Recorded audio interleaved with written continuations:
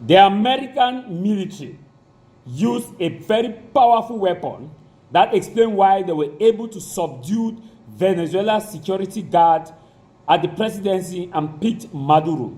Now, many are asking the question, was it chemical weapon that the United States used? Because according to Venezuela security guard of Maduro who survived, he said there was a weapon that the America launched across the compound that got them bleeding and coughing out blood.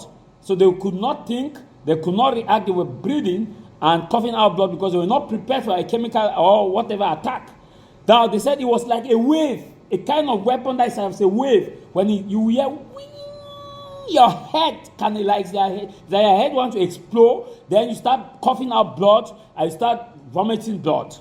That was what was used on them. That was how America overpowered 100 guards at Nicolas Maduro's residence, and bomb was able to carry out this operation. This is a secret weapon that many had never seen before. Now, with the new detail coming up, many are calling for a full-scale investigation if indeed it was a chemical weapon that America used against Venezuela. Because America has not come out to explain the weapon used, but Russia now is calling for an investigation that in this generation there must be an accountability. Ladies and gentlemen, I'll play this video so that you should hear from the horses. It has been over a week since the U.S. captured Venezuela's President Nicolas Maduro. American forces bombed Caracas and then raided the military complex where Maduro and his wife were staying. Venezuela says that at least 100 people were killed by the American forces as they were abducting Maduro. However, not one American soldier was killed as per what U.S. claims. How did the U.S. pull off such a raid? New reports say that they may have used a secret weapon to put Maduro's guards completely out of action. More in this next report.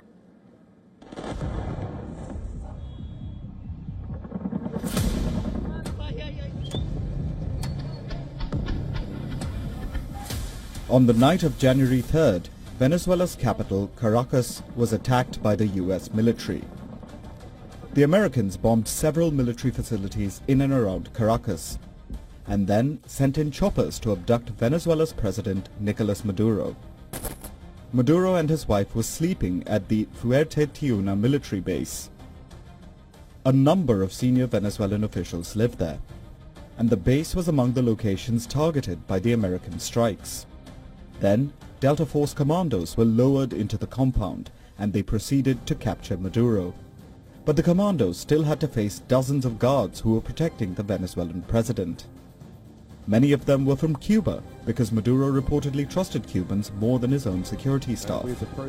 But dozens of the guards were slain while the Americans extracted Maduro. One of the survivors, however, has given an eyewitness account of the raid. He said that they were completely outmatched by the American soldiers, and one part of his testimony stood out. He claimed that the US military used a powerful sonic weapon which brought the guards to their knees. The survivor recounted that many of the guards started bleeding through the nose, and some even vomited blood.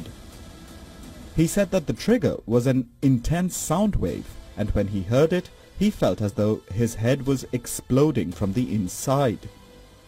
So, does this mean that the US now has sonic or ultrasonic weapons? Ones capable of incapacitating large crowds? Well, the Americans have had something like that for years, and they even sell it to other countries.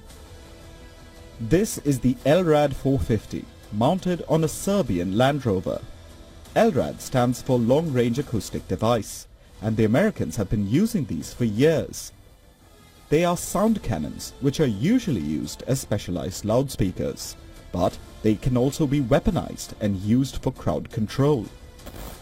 This is a video from Serbia taken during protests back in March 2025. These were anti-corruption protests, but suddenly the protesters started running away, and there was a stampede. It was reportedly caused by the Serbian police using a sound cannon to disperse the protesters. Many of the demonstrators later complained of headaches, ear pressure, and nausea.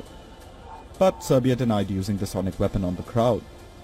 Its use as a crowd control device is banned in many countries. China also has similar devices. They were used against protesters in Hong Kong back in 2019. Thailand was seen deploying the device as well. It was used against Cambodia last September.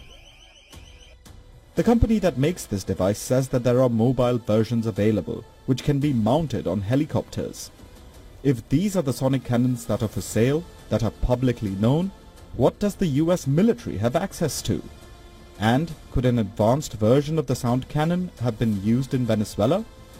US Press Secretary Caroline Leavitt highlighted a social media post which Congratulations! You've passed your GCE or baccalaureate, and now it's time to choose a professional university that opens real doors to your future.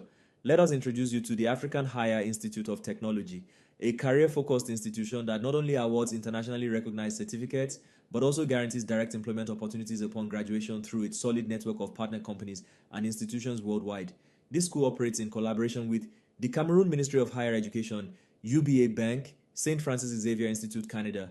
Located in Yaoundé, Mendong, away from the noisy town, AHIT provides the following for its students: a free brand new laptop immediately after paying a registration fee of 25,000 francs CFA, free high-speed internet access on campus, hands-on professional training, mentorship from local and international experts, offering courses like local government in accounting, finance and administration, computer engineering, artificial intelligence, biomedical sciences, economics and finance, business and management, arts and education, law and public policy, agricultural sciences. Whether you dream of becoming a software developer, civil engineer, healthcare technician, or business strategist, ICT is your direct path to success. Apply now and take the bold step toward a future of innovation, professionalism, and global opportunity.